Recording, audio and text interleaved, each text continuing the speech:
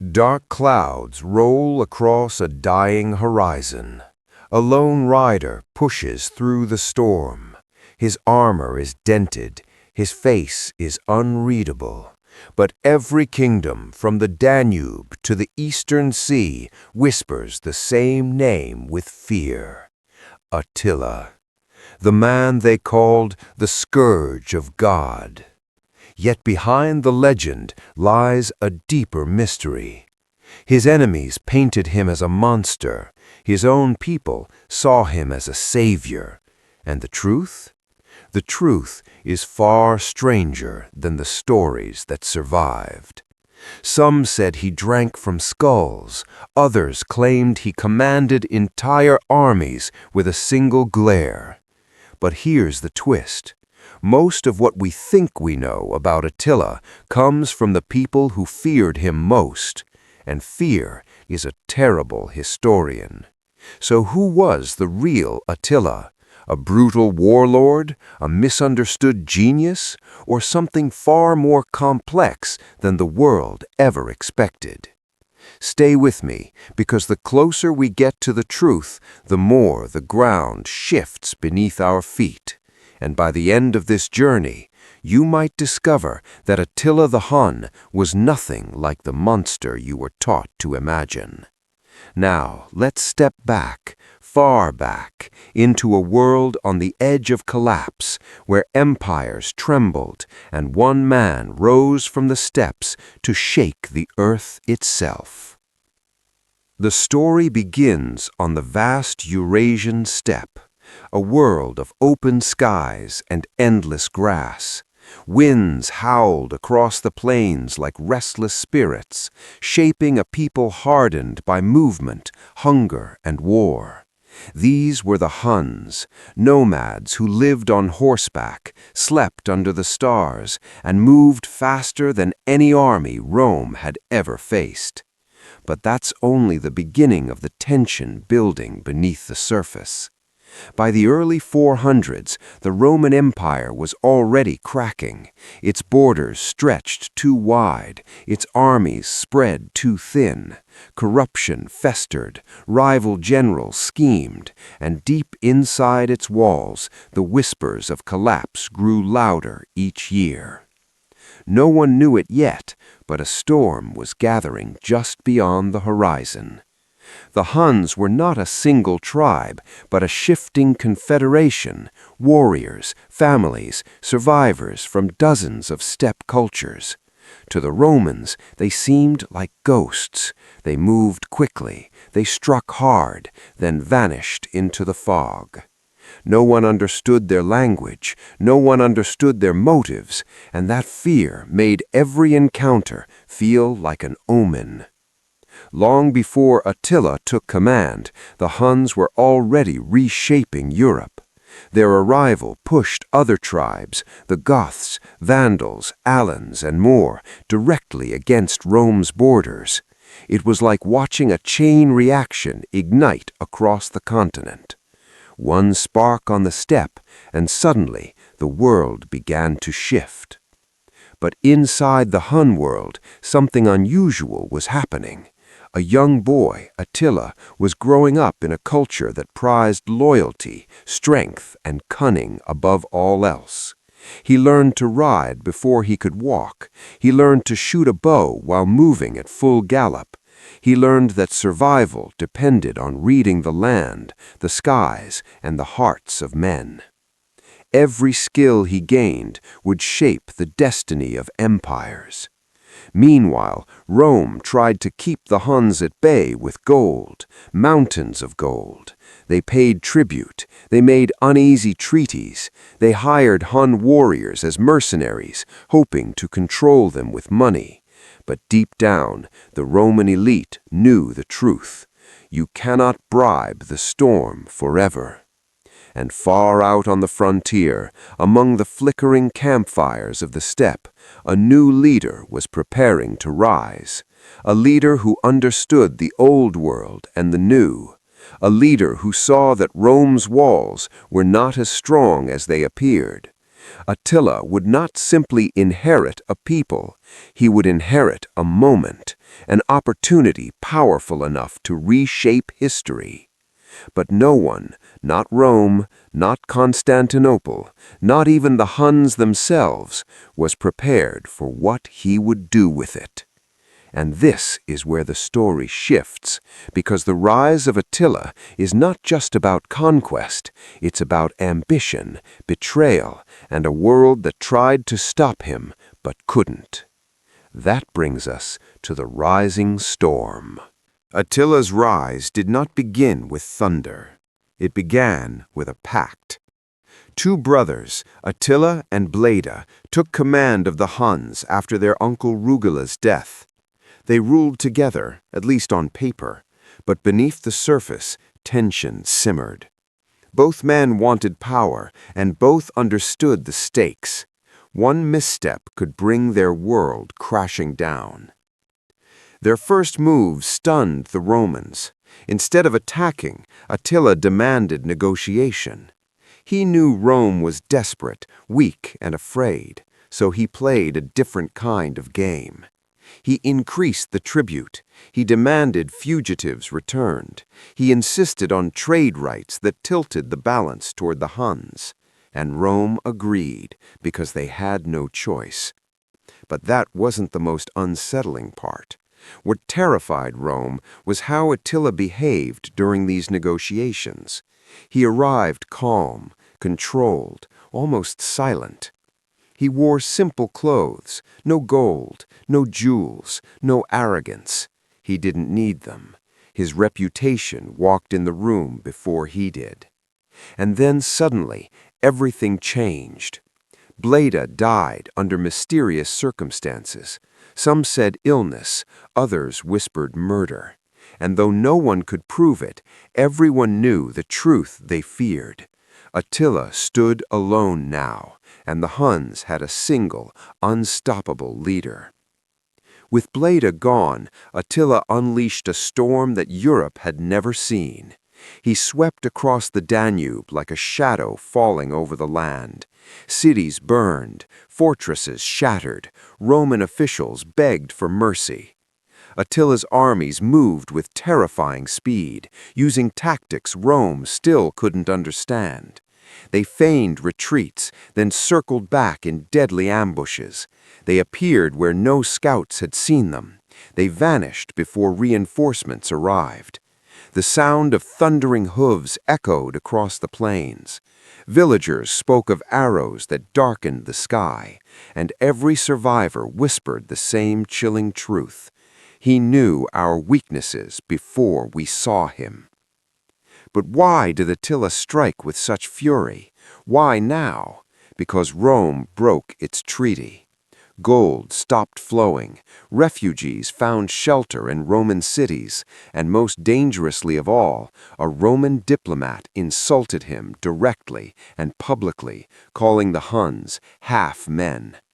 That insult spread like wildfire, and Attila's patience snapped. His fury fell hardest on the Eastern Roman Empire. He invaded Thrace, he crushed city after city, he reached the walls of Constantinople itself, impenetrable walls that even his armies could not easily breach. But instead of retreating in frustration, Attila did something unexpected. He sat outside the city, untouched, unchallenged, waiting. And inside those walls, panic seeped into every corner of the capital. When Eastern Rome finally caved, it paid an enormous ransom.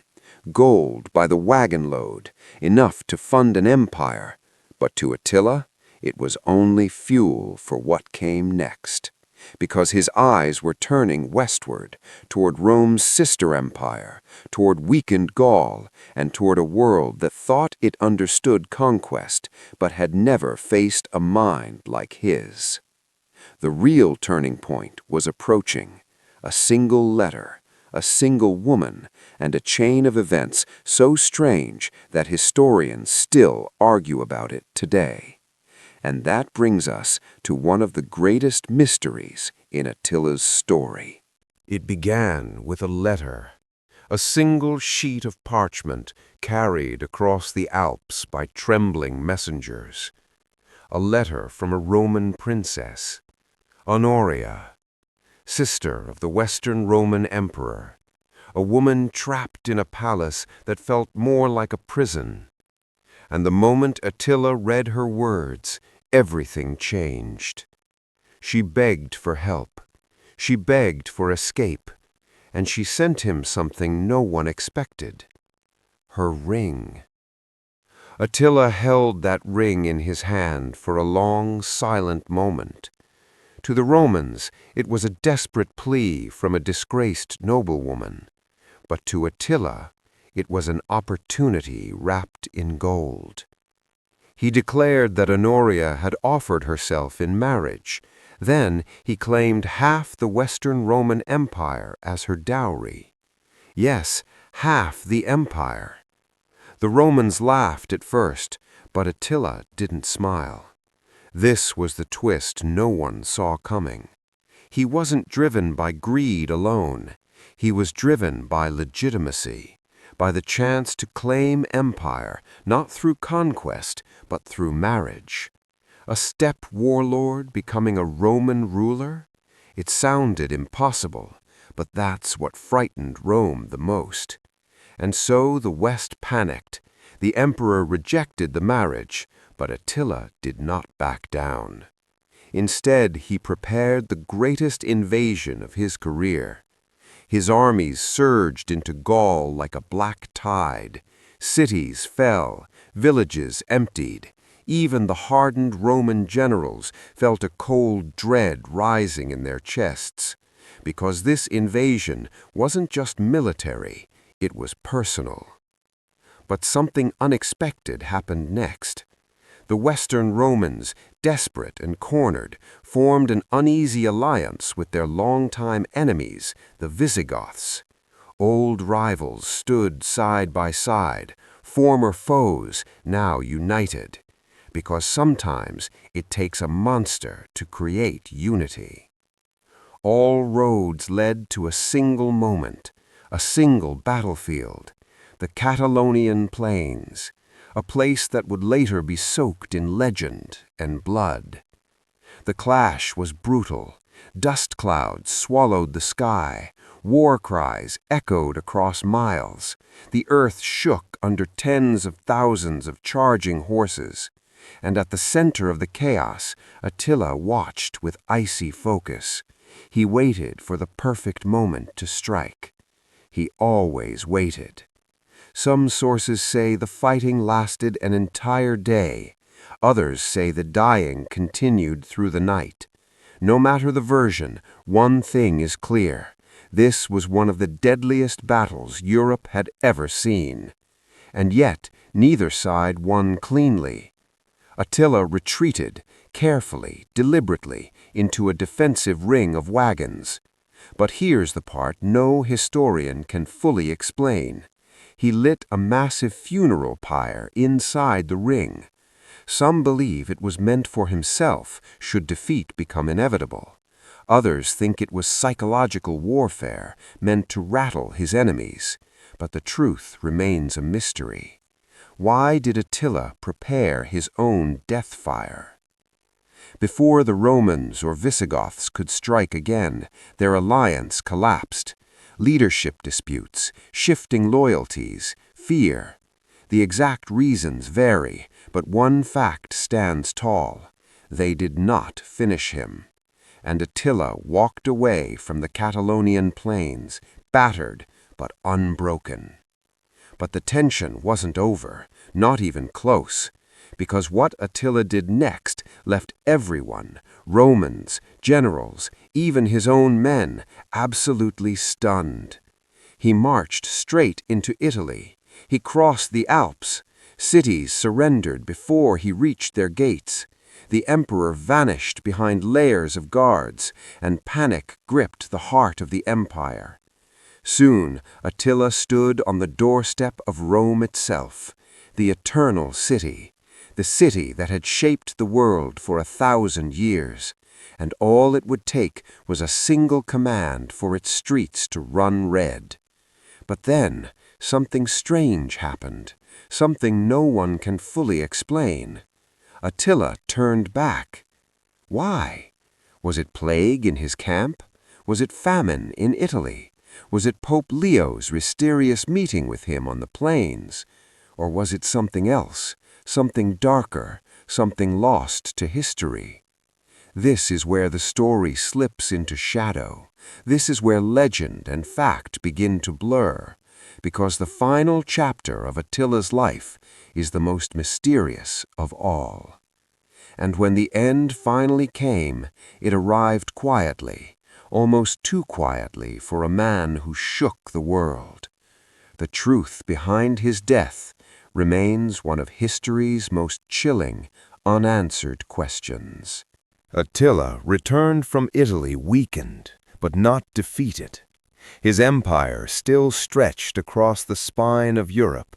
His armies still obeyed without hesitation, and Rome, both east and west, still trembled at the mere mention of his name. But no one knew that the most dramatic moment of his story was about to unfold, not on a battlefield, but in a quiet room on a night meant for celebration. It happened during his wedding feast. Attila had taken a new bride, another alliance, another political move, another attempt to shape the world around him. The tents glowed with firelight, music echoed across the camp, wine flowed freely as warriors toasted their undefeated leader. Everything seemed calm, everything seemed triumphant, but that calm would not last. The next morning, Attila was found dead. No wound, no sign of struggle, just silence. A man who survived a lifetime of war died in his sleep, bleeding from the nose, as one source claims. But that's not the whole story. Far from it. Some said he drank too much and the blood choked him. Others whispered assassination, perhaps by his new bride, perhaps by a rival Hun noble, and some believed something even darker, that the gods punished him for daring to challenge Rome itself. Whatever the truth, his death tore through the Hun world like a lightning strike. Without Attila's iron will, his empire he built began to fracture. His sons fought for control, alliances collapsed, vassal tribes rebelled, and within a single generation, the empire that once terrorized Europe crumbled into dust. The world moved on, but it never forgot the shadow he cast. So what was the real impact of Attila's life? He didn't conquer Rome, but he changed it. He didn't build cities, but he reshaped borders. He didn't leave written laws, but his presence forced empires to adapt or die. His campaigns weakened the Western Roman Empire so deeply that it collapsed just a few decades later, not because he toppled it, but because he exposed every crack in its foundation. Historians still debate who Attila truly was. A brutal tyrant, a military genius, a visionary leader shaped by the harsh winds of the steppe, or a mirror, a reflection of Europe's fears, hopes, and prejudices. What we know for certain is simple. Attila didn't just move armies, he moved history. And now, as we approach the final chapter, one last question lingers in the cold wind of the steppe. What does Attila's story really tell us, not just about the past, but about ourselves? The dust of the steppe has long settled. The kingdoms Attila challenged have faded into ruins, and the world he once terrorized now studies his name in quiet classrooms. Yet the echo of his footsteps still lingers across continents, carried by legends shaped by fear, awe, and wonder. But here's the strange part. The closer we look at Attila, the harder he becomes to define. Was he a monster forged by war, or a leader molded by a collapsing world? A destroyer of empires, or simply a man doing what he believed necessary for his people to survive? History rarely gives us clean answers, and Attila is no exception. What we do know is this: his story forces us to confront a truth about humanity itself, that fear can create myths, that power can shape legends, and that the line between hero and villain is often drawn by those who survive to tell the tale. So the next time you hear his name whispered like a curse, ask yourself, who was Attila really? The scourge who burned cities? The strategist who outplayed empires? Or the man whose life became a mirror for the fears of an entire continent?